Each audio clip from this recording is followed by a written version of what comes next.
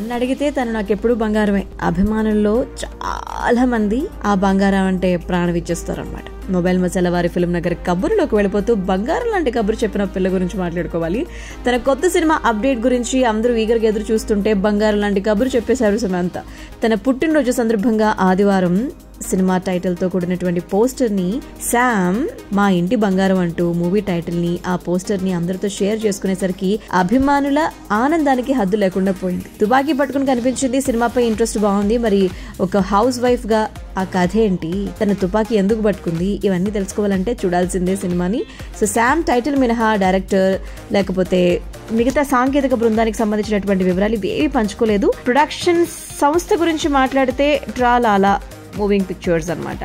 So వారు రూపొందిస్తున్నటువంటి cinema తొలి cinema ఇదే అనమాట. సో ఈ సర్ప్రైజ్ తో ఆమె ఫ్యాన్స్ అందరూ యమా హ్యాపీగా ఉన్నారు. తలైవి ఈజ్ బ్యాక్ అంటూ కమెంట్స్ పెడుతున్నారనమాట.